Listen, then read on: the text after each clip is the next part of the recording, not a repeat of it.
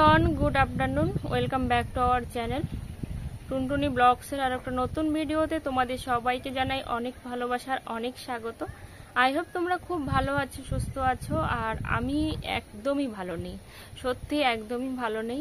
তো কাছে দূরে যে যেখান থেকে আমার ভিডিওটা দেখছো সবাইকে জানাই অনেক ভালোবাসার অনেক স্বাগত। এইভাবে তোমরা আমার পাশে থেকো, আমার সাথে থেকো, আর আমাকে মনে সাহস জুগিয়ে যেও। কারণ তোমাদের এই কমেন্টগুলো দেখলেই না আমার মনের সাহসটা দ্বিগুণ বেড়ে যায়। শরীরটা যতই খারাপ হোক না কেন, এতটাই খারাপ, আমি কিন্তু সারাদিনে শুধুমাত্র ঘর ঝাড় দেওয়া আর ঠাকুর পূজা দেওয়া ছাড়া আর কিচ্ছু করিনি। রান্না বান্না কিছুই নয়, সারাটা দিন শুধু ঘুমিয়ে কেটে যাচ্ছে। তো হয়তো অনেকেই ভাববে যে আমার তাহলে ভীষণ লাক, আমি খুব লাকি যার জন্য ঘুমিয়ে কেটে যাচ্ছে। না, সেটা কিন্তু নয়। অসম্ভব শরীর খারাপ, আমি উঠে দাঁড়াতে পারবো না, পাচ্ছি না উঠে দাঁড়াতে, এরকম পরিমাণে শরীর খারাপ। কিন্তু তোমাদের কমেন্টগুলো যখন দেখি তখন না মনে একটা জোর আসে যে না, তোমাদের কমেন্টের রিপ্লাইগুলো আমাকে দিতেই হবে।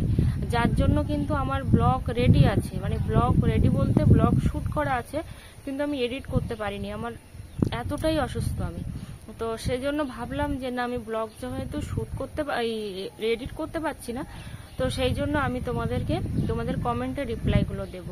তো তোমরা আমাকে প্রচুর প্রচুর কমেন্ট করেছো। তো একটা কথা বলবো, প্লিজ তোমরা কমেন্ট করার আগে একটা করে লাইক দাও। কারণ আমি কমেন্ট পাচ্ছি অনেক, কিন্তু লাইক পাচ্ছি না, একদমই লাইক পাচ্ছি না। যার জন্য আমার চ্যানেলটা সত্যি কিন্তু ফর ইউ তো যাচ্ছে না। তো প্লিজ তোমরা একটু লাইক দাও, আগে তোমরা লাইক দাও, তারপর তোমরা কমেন্টটা করো। কারণ তোমাদের একটা লাইকই পারে আমাকে সামনের দিকে এগিয়ে নিয়ে যেতে, আমাকে মোটিভেশন করতে। তো আমি তোমাদের এই কমেন্টের জন্যই কিন্তু আমার ভিডিও বানানো, না হলে কিন্তু আমার শরীর পাচ্ছে না ভিডিও বানাতে। তো আজকে আমি বেশ কিছু কমেন্টের রিপ্লাই দেব। তো তার আগে ফার্স্ট যে কমেন্টের রিপ্লাইটা দেব,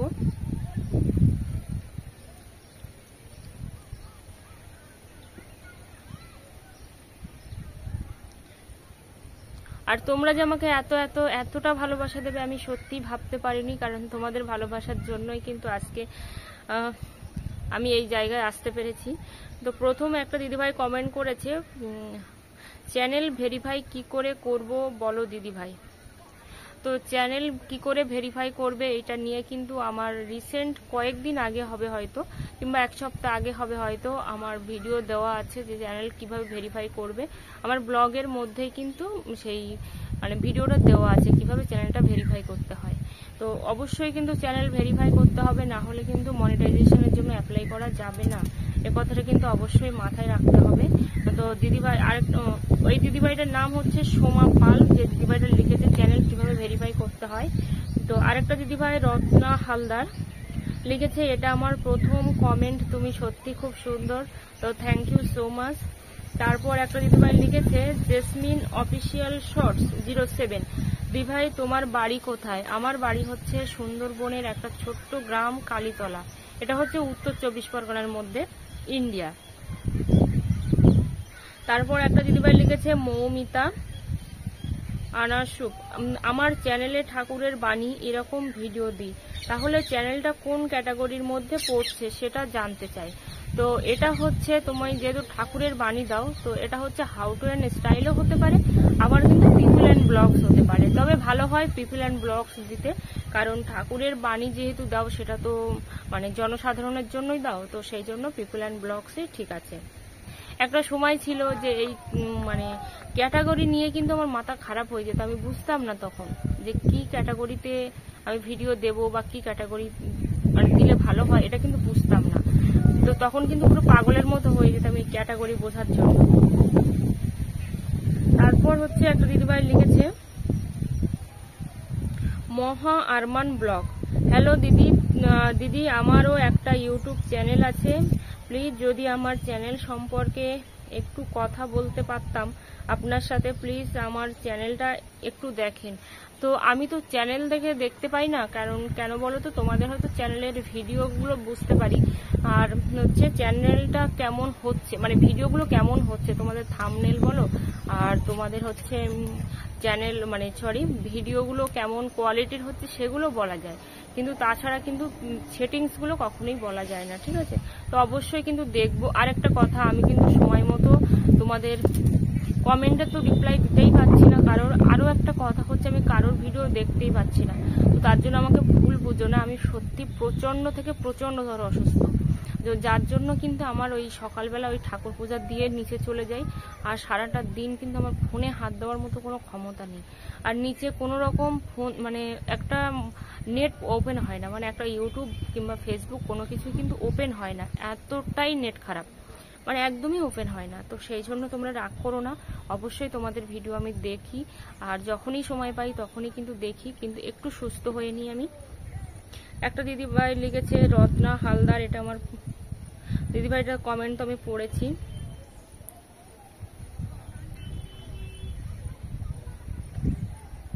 তারপর শুভজিৎ মন্ডল লিখেছে 6586, অনুমিতা কেমন আছো, ব্লগটা সুন্দর, রিপ্লাই দিও। তো আমি খুব ভালো নেই, একদমই ভালো নেই, তবে চলছে, সবার ভালোবাসায় চলছে, আর এই যে মনের জোর, সবার কমেন্টের জন্যই কিন্তু মনের জোর পাচ্ছি, তো তার জন্যই কিন্তু আমার চলছে। তারপর একজন লিখেছে গৌরী ঘোষ 958, ভিডিও ভালো লাগলো, এভরিডে টাইটেল কি করে কালেক্ট করতে হবে? এটা কিন্তু খুব ইম্পর্টেন্ট একটা কোশ্চেন, যে এভরিডে ভিডিও মানে এভরিডে টাইটেল কিভাবে তোমরা কালেক্ট করবে ভিডিওর জন্য। তো সেটা যে ক্যাটাগরি হোক না কেন, সেটা কুকিং হতে পারে, সেটা মানে ব্লগ হতে পারে, তারপর হচ্ছে তোমরা যে ক্যাটাগরিতেই বানাও না কেন, সেই ক্যাটাগরির উপরে যে ভিডিওটা তোমরা বানালে, সেই ভিডিওটাতে এমন একটা ইন্টারেস্টিং টাইটেল দিতে হবে, সেই ভিডিওর উপরে, কিন্তু ভিডিওর বাইরে কোনো না, তো ভিডিওর উপরেই কিন্তু একটা ইন্টারেস্টিং টাইটেল তোমাদের খুঁজে বের করতে হবে। তারপর হচ্ছে উমেশ হিরিন ব্লগ, আমার আইডিতে ঘুরে আসবেন, তো থ্যাংক ইউ সো মাচ। তারপর একজন লিখেছে শিক্ষিত মানুষ হলে সবই সম্ভব দিদি, না দিদিভাই, এটা ভুল কথা, প্রত্যেকটা মানুষই কিন্তু সমান, সেটা কেউ পড়াশোনা জানুক আর নাই জানুক, ঠিক আছে, প্রত্যেকটা মানুষের কাছ থেকে কিন্তু অনেক কিছু জানার আছে, বোঝার আছে, ইভেন বাচ্চাদের কাছ থেকেও কিন্তু অনেক কিছু জানার বোঝার আছে। হ্যাঁ দিদিভাই সত্যি বলছি, তো না আমি মানতে পারলাম না, কারণ সবার মধ্যে কিন্তু প্রচুর কিছু ট্যালেন্ট থাকে, যেটা হচ্ছে সুপ্ত অবস্থায়। আমার কথাগুলো তোমরা খুব ভালো করে শুনতে পাচ্ছ কিনা জানি না, কারণ আমার সত্যি খুবই কষ্ট হচ্ছে কথা বলতে।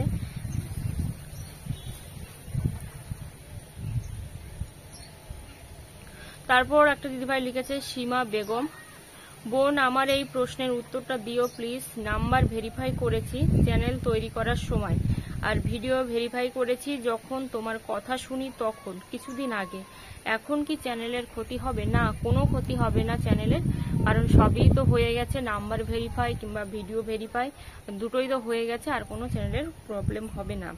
তারপর একজন লিখেছে ঘুরতে ও ঘোরাতে, তোমার ভিডিও আমি অনেকবার দেখেছি, বাট কোনোদিন কমেন্ট করি নাই, আজ করলাম, তোমার পাশে তো অনেক সাপোর্টার, তোমার পাশে তো অনেকে সাপোর্ট করছে, এটা ভালো, তুমিও সবাইকে সাপোর্ট করো, তবেই মানুষ তোমাকে মনে রাখবে। আমি আজ পর্যন্ত কাউকেই বলতে পারলাম না আমার পাশে থেকো, তো অবশ্যই সবার পাশে থাকতে হবে, সবাই সবার সাথে থাকতে হবে, তবেই তো সামনে এগোতে পারবে প্রত্যেকে। তো আমি কিন্তু অনেক মানুষের ভিডিওই দেখি। হ্যাঁ, আরেকটা কথা, তো আমি অনেক সময় আমার অন্যান্য চ্যানেল দিয়ে কিন্তু ভিডিও দেখছি, তোমরা সেটা হয়তো বুঝতে পারছো না, জানি না তোমরা বুঝতে পারছো কিনা, তবে আমি একটা কথা বলবো, একটা চ্যানেল যদি অনেকগুলো ফোনে তোমরা যদি করে রাখো, মানে সেট করে রাখো, ঠিক আছে, ধরো আমার এই চ্যানেলটা আমি যদি 2-3টে ফোনে সেট করে রাখি, কোনো রকম প্রবলেম নেই। আবার কিন্তু প্রবলেম আছে, সেটা কি, অনেক সময় কি হয়, কোনো একটা ফোনের কিন্তু সমস্যা হতেই পারে, এটা কিন্তু হয়, অনেক বড় ইউটিউবার যারা টেক ভিডিও বানায়, তো তাদের কাছে শুনবে যে এটা কিন্তু সমস্যা হয়। যেমন ধরো হচ্ছে কোনো একটা ফোনে সমস্যা হলো, সেই ফোনের থেকে ইউটিউব ইউটিউব হচ্ছে চ্যানেলটা ডিলিট করে দিল, কোনো একটা চ্যানেল, সেই ফোনে যে কটা চ্যানেল থাকবে পরপর কিন্তু সমস্ত চ্যানেল ডিলিট হয়ে যাবে, এই সম্ভাবনাটা কিন্তু থাকেই, মানে আছে। তো আমি কিন্তু আগে সেটা জানতাম না, আমি রিসেন্ট কয়েক মাস হলো সেই কথাটা জানতে পেরেছি, কারণ হচ্ছে ওই কথাটা জানার পরে সত্যি আমার মনেও একটা ভয় আছে, যার জন্য আমার এই ব্লগার অনুমিতা এই চ্যানেলটা কিন্তু একটা ফোনে ফোনে, মানে যে ফোনে শ্যুট করছি বা যে ফোনে আমি ব্লগ ছাড়ি, তো সেই ফোনেই কিন্তু আছে। আর আমি কিন্তু কোনো ফোনে এটাকে কিন্তু রাখিনি, ঠিক আছে। কারণ হচ্ছে এই কথাটা শুনে আমার সত্যি খুব ভয় করেছে, কারণ একটা চ্যানেল কিন্তু খুব কষ্ট করে তবেই কিন্তু দাঁড় করাতে হয়। তো সেই জন্য সবাই কিন্তু সাবধান হয়ে যেও, যে কোনো চ্যানেলে কাজ করতে গেলে অবশ্যই কিন্তু সমস্ত গাইডলাইন্স মেনে তবেই কিন্তু কাজ করো।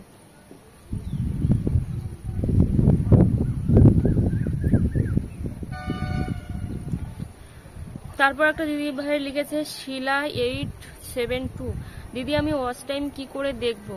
তো দিদি ভাই আমার চ্যানেলে কিন্তু এই নিয়ে ভিডিও দেওয়া আছে যে ওয়াচ টাইম তোমরা কি করে দেখবে, সত্যি তোমাদের ওয়াচ টাইম কি কেটে নিচ্ছে নাকি তোমাদের ওয়াচ টাইম কোথাও জমা হচ্ছে, সেটা কিন্তু তোমরা দেখতে পাবে। তারপর একটা দিদি ভাই লিখেছে অঙ্কিশ 242, আজ অনেক কিছু জানতে পারলাম, খুব ভালো লাগলো, তুমি খুব সুন্দর করে সবকিছু বুঝিয়ে দাও। তো থ্যাংক ইউ সো মাচ দিদিভাই। আর সিক্রেট ব্লগার তাহেবা, আমার চ্যানেলে 2টো শর্ট ভিডিও আপলোড করেছি, এখন কপিরাইট পড়েছে, এখন কি করব? তো কোনো রকম সমস্যা নেই, কারণ কপিরাইট যেহেতু শর্ট ভিডিওতে এসেছে, তো শর্ট ভিডিও 2টো না রাখলেও চলবে, প্রাইভেট করে দাও অথবা ডিলিট করে দাও, কিন্তু প্রাইভেট করে দাও প্রথমে। আর হচ্ছে ব্লগ ভিডিও তোমরা শর্ট কপিরাইট কি করে তুলবে সেটাই আমি এখন তোমাদেরকে দেখিয়ে দেব। তো দেখো বন্ধুরা, প্রথমে কিন্তু আমি ক্রোমটা ওপেন করে নেব।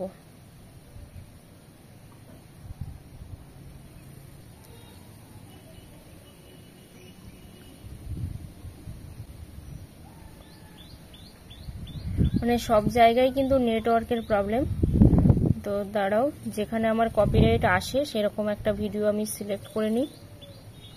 তারপর লোগোতে চলে গেলাম, এখানে সুইচ অ্যাকাউন্ট আছে, সুইচ অ্যাকাউন্টে চলে গেলাম। তারপর এখানে আমার টুনটুনি ব্লগস চ্যানেলটা আছে,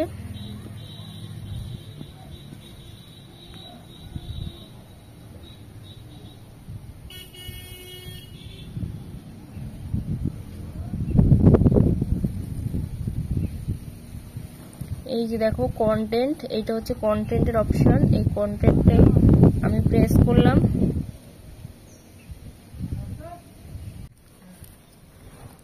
তো এই যে দেখো বন্ধুরা, এখানে আমি একটা কপিরাইট কন্টেন্ট বের করে নিয়েছি, এই যে দেখো এটা হচ্ছে কপিরাইট কন্টেন্ট, দেখেছো? এখানে কিন্তু আমার মনিটাইজেশনটা অন আছে, যেহেতু এটার মধ্যে কপিরাইট নেই।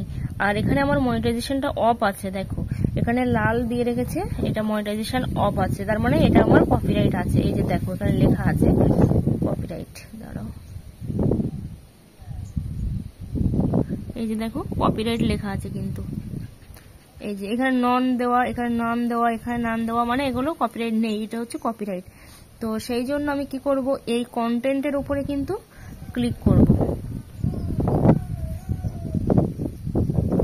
তারপরে যে কাজটা করব আমি,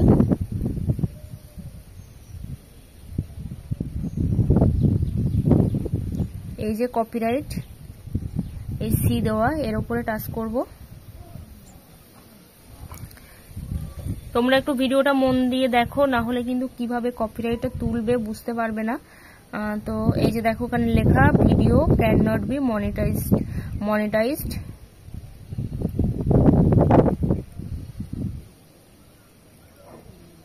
এবার এখানে সিলেক্ট অ্যাকশন,